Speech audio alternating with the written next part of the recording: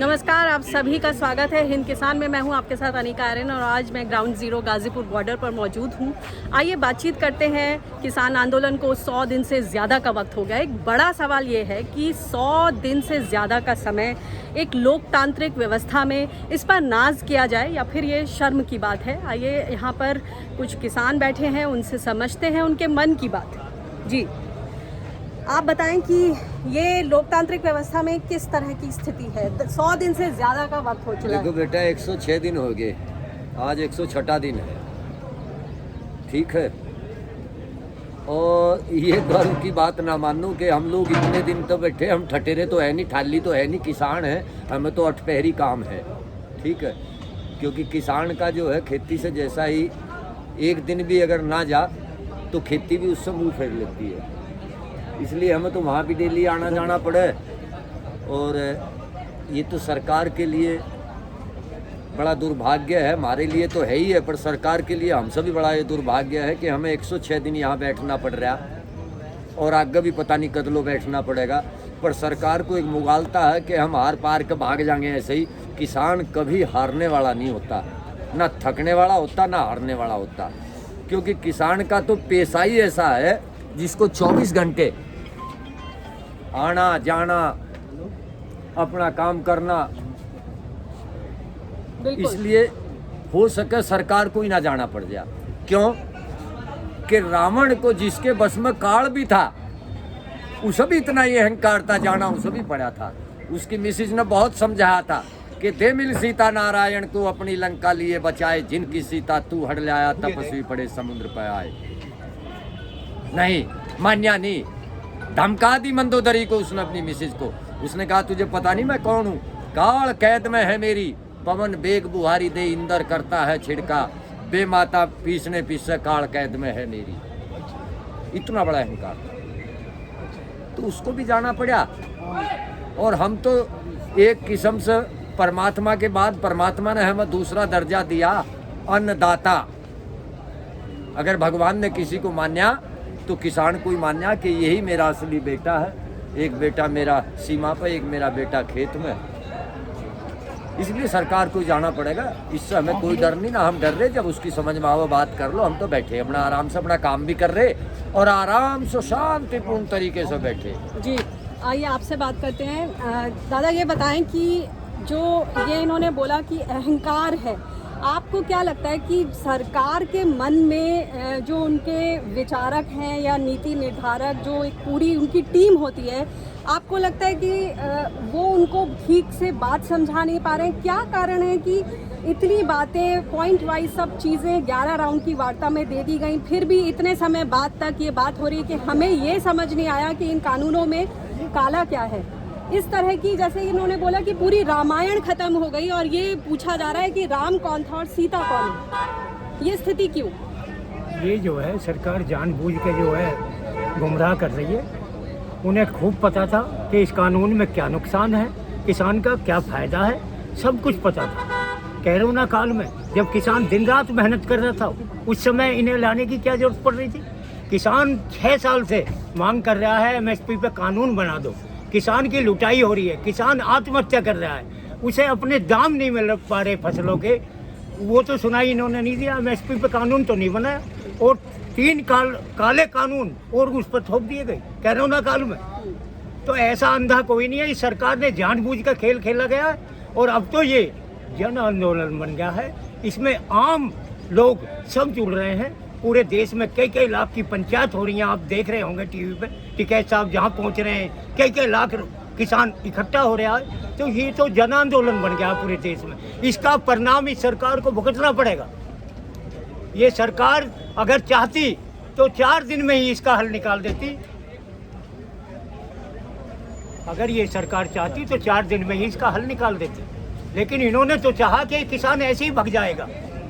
किसान 2 साल तक भी यहाँ से उठ के नहीं जाएगा।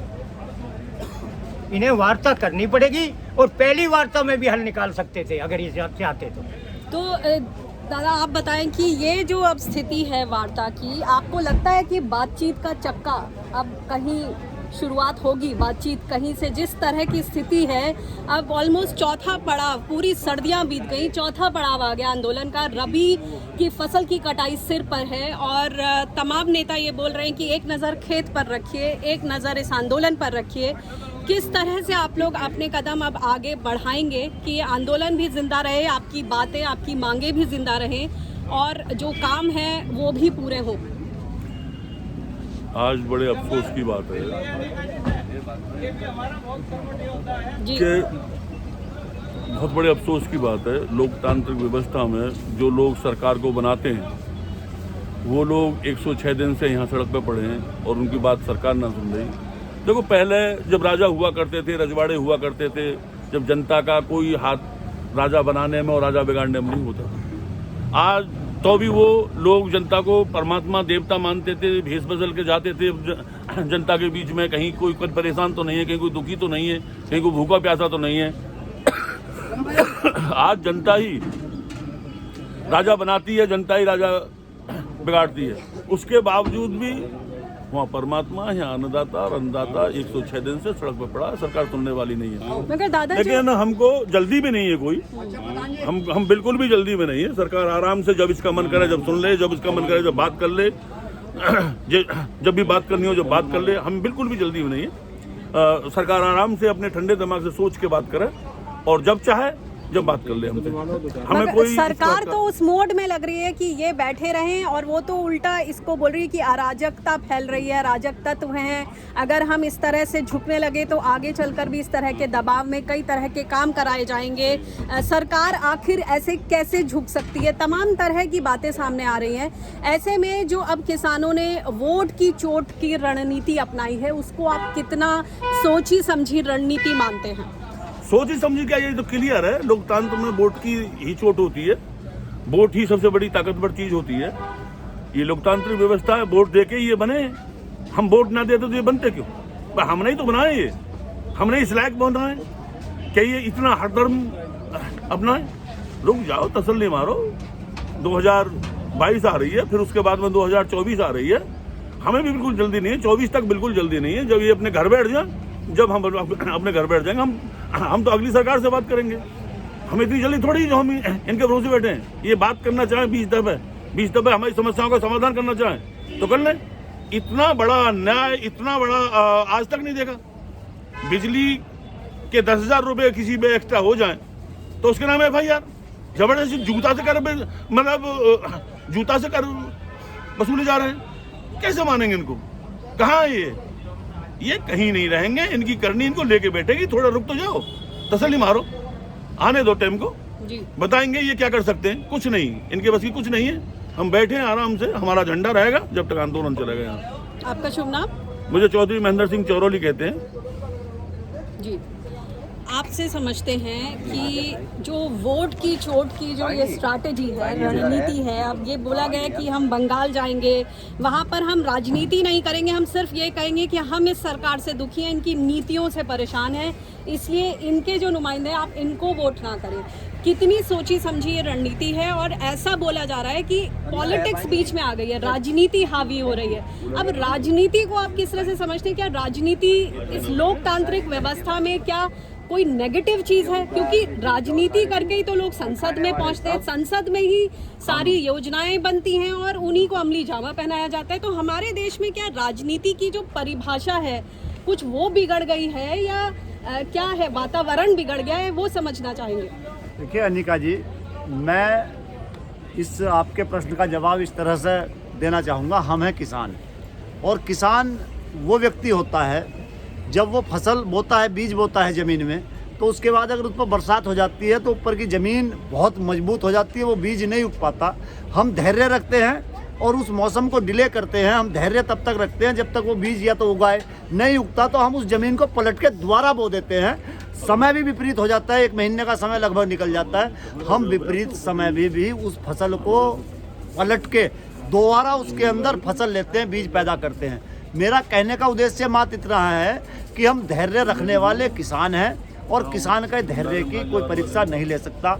ये राजनीति है, इस राजनीति की फसल को भी पलट के बोने की क्षमता हम रखते हैं। हम किसान हैं और वोटर भी हम ही हैं। हमको कोई राजनीति नहीं करनी, चुनाव हमें नहीं लड़ना, लेकिन वोट तो हम ही को देना है। तो चाहे वो बंगाल हो और चाहे वो उत्तर प्रदेश हो, चाहे वो मध्य प्रदेश हो, तो इस देश का जो लोकसभा है या विधानसभा है उसके अंदर चुन के हमारे वोट से लोग जाते हैं। और जब जब इस देश के अंदर परिवर्तन हुए, चाहे वो देश की आज़ादी की लड़ाई रही हो या कोई दूसरा सामाजिक परिवर्तन हुआ हो, वो परिवर्तन आंदोलनों से हुए हैं, किसान आंदोलनों से हुए हैं, किसान के द्वारा हुए हैं। तो किसान, अगर सरकार हठधर्मिता दिखाएगी तो किसान इतनी क्षमता रखता है कि वो फसल को दोबारा पलट के बो देता है जब उसके ऊपर बरसात हो जाती है। तो हम इस देश की राजनीतिक भौगोलिक राजनीतिक स्थिति भी बदलने की क्षमता रखते हैं। राजनीतिक जो स्थिति है उसको बदलने की क्षमता रखते हैं, मगर इसमें कहीं जिस तरह की बातें हो रही हैं कि आप लोग का एक गैर राजनीतिक आंदोलन था, आप लोग मंच में भी किसी भी राजनेता को खड़े होकर भाषण देने की इजाज़त नहीं दे रहे हैं, मगर अब जिस तरह की स्ट्रैटेजी है इसको देखा जा रहा है कि ये विशुद्ध राजनीतिक स्ट्रैटेजी है।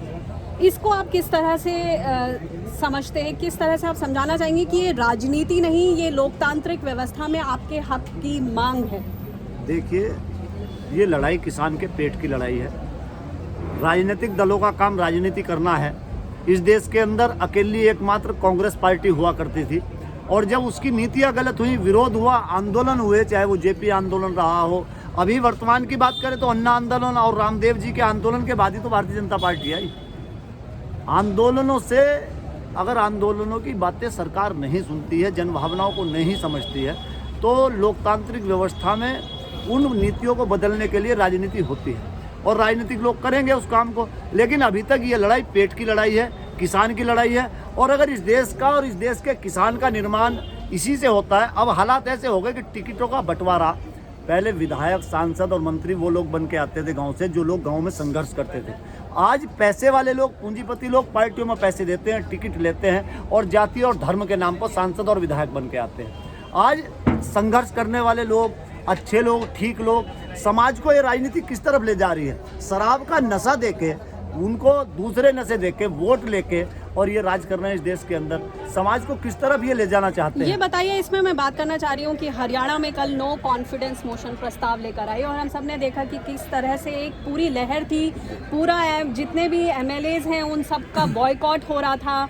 यहाँ तक कि जो देवेंद्र बबली जो हैं उन्होंने ये बात बोली भी कि इस सरकार को रहने का कोई हक नहीं है, जब हम कहीं भी जाते हैं तो हमें हेलमेट पहनकर जाना पड़ता है। तो ऐसी स्थिति में क्या फ़ायदा ऐसी सरकार का? मगर उसके बावजूद वो जो नो कॉन्फिडेंस मोशन है वो फेल हो गया। इस तरह की भी स्थिति हो रही है। हम ये भी देख रहे हैं कि पंजाब में पूरा सूपड़ा साफ हो गया जो चुनाव हाल ही में हुए, दूसरी तरफ गुजरात में बीजेपी जीत गई। तो मिली जुली प्रतिक्रिया देश भर से आ रही है और ऐसी कोई ये एक सफल रणनीति बनकर सामने नहीं उभर रही वोट की चोट। ऐसे में आप लोगों का आगे का क्या रास्ता? देखिए, सैद्धांतिक लड़ाइयाँ, लंबी लड़ाइयाँ होती हैं हमेशा निका जी, और जब आज राजनीतिक गुना भाग के तहत ये नो कॉन्फिडेंस जो आना था वो पास नहीं हो पाया वहाँ, वो केवल मेरे अपने हिसाब से तो इसलिए नहीं हो पाया कि कांग्रेस भी ये नहीं चाहती कि भारतीय जनता पार्टी की सरकार गिरे। और जो आज बीजेपी के खिलाफ जिन लोगों ने वोट दिया, भाजपा ये समझती है कि किसान की अदर कास्ट लेके, अदर जातियों के वोट लेके आपने सरकार बनाई है, किसान का आपने वोट नहीं लिया। किसान ने वोट दिया जेजेपी को या कांग्रेस को। जेजेपी ये समझती है, विशेष रूप से जाट राजनीति करने वाले लोग, कि जाट राजनीति में अब कांग्रेस भी ये गुनागणित लगा रही कि अगर जेजेपी को हम साथ लें, और साथ लें तो क्यों दुष्यंत चौटाला को यहाँ नेता बनाया जाए? दुष्यंत चौटाला कहीं बड़े नेता ना हो जाए, कभी दिल्ली वाली गलती हो जाए केजरीवाल की तरह से। ये सारे लोग राजनीतिक गुना भाग कर रहे हैं। व्यक्ति यहाँ जीवन लेता है, पहले संघर्षशील ऐसे लोग होते थे जो पद में लात मार देते थे जन भावनाओं के साथ साथ। आज इन राजनेताओं को एसी का स्वाद और मंत्री संतरी बनने के बाद दूसरे जो इनके स्वार्थ हैं, अपने निजी स्वार्थ, वो स्वार्थ ज़्यादा हावी हो गए नेताओं के ऊपर, और नेता सारे के सारे लोग उसी पॉलिसी से निकल कर आ रहे हैं। जब तक राजनीति के अंदर भी साफ सुथरे चरित्रवान लोग जनता तैयार नहीं करेगी, और वो चरित्रवान लोग नहीं आएंगे कि भाई मेरा वर्ग अगर विरोध में खड़ा है और मेरी पार्टी नहीं है तो इस्तीफा दे देना चाहिए। जो विधायक जी ने कहा, अभी आपने बात कही कि उन्होंने कहा, वो कह तो रहे हैं लेकिन साथ साथ ये भी कह रहे हैं कि मैं विधायक से इस्तीफा क्यों दे दूँ। वो साथ साथ मैंने वीडियो सुनी, वो ये भी कह रहे हैं कि मैं इस्तीफा क्यों दे दूं, मेरे इस्तीफे से सरकार तो नहीं गिरेगी। अरे कि सरदार भगत सिंह के मरने से, उनके फांसी पर चढ़ने से कोई देश तो आज़ाद नहीं हुआ, लेकिन एक क्रांति की ज्वाला दहकी। तो आज बलिदान की, कुर्बानी की जो भावनाएं हैं वो राजनेताओं के अंदर से खत्म हो गई। ये केवल कुर्सियों के लिए लाशों पर पैर रख के राजनीति करना चाहते हैं। तो ऐसे राजनेता हमको तैयार करने पड़ेंगे, ऐसे राजनेता। ये विचार की लड़ाई है और इस आंदोलन में हमें गर्व भी है इस आंदोलन में कि एक अहंकारी और हिटलरशाही सरकार के खिलाफ हमें एक ऐसा नेतृत्व मिला चौधरी राकेश टिकैत के रूप में, जिस राकेश टिकैत ने बड़ी हिम्मत और हौसले के साथ, जिस सरकार के खिलाफ आज इस देश के अंदर जब विपक्ष नाम की चीज मर गई हो, तब चौधरी राकेश टिकैत ने, उनके अनुयायियों ने, किसान जाति धर्म के लोगों ने बड़ी मजबूती और हिम्मत के साथ ऐसी सरकार के खिलाफ आवाज उठाने का काम किया, जो मीडिया पर भी पहरा लगाती हो, जो आज सेंसर बोर्ड ने पीएमओ कार्यालय से एक मौखिक रूप से सारे चैनलों पर कह दिया गया कि कोई भी किसान की खबर नहीं दिखाएगा, 70% भाजपा की खबरें दिखाएंगे। क्या है ये? इस देश के अंदर लोकतंत्र बचा कहाँ है? ये देश की आज़ादी की दूसरी लड़ाई है और ये विचार की लड़ाई है, और विचार की लड़ाई हम हर हाल में जीतेंगे। कुर्बानियाँ तो देनी पड़ेंगी और उस कुर्बानी के लिए हम तैयार हैं। हमारे सेनापति चौधरी राकेश टिकैत जी हैं और वो बहुत बहादुरी के साथ इस लड़ाई को लड़ रहे हैं। इसलिए हमें गर्व भी है कि हमें एक ऐसा सेनापति मिला, ऐसे सेनापति के नेतृत्व में हमने लड़ाई लड़ी कि आज 106 दिन हमें हो गए। तो हमें इस बात का गर्व भी है कि 106 दिन तक हम एक अहंकारी सरकार के साथ संघर्ष करते हुए इतिहास में लिखा जाएगा। इस बात का हमें गर्व है। हम ना आज़ाद करा पाए इस देश को, इस देश के अंदर लोकतांत्रिक व्यवस्था अगर हम ना करा पाए तो आने वाली पीढ़ियां कराएंगी। ये बीज हमने बोया है, इस बीज पर बरसात चाहे जितनी हो जाए लेकिन फसल जमेगी। ये किसान की लड़ाई है, चाहे इसको पलट के दोबारा बोना पड़े।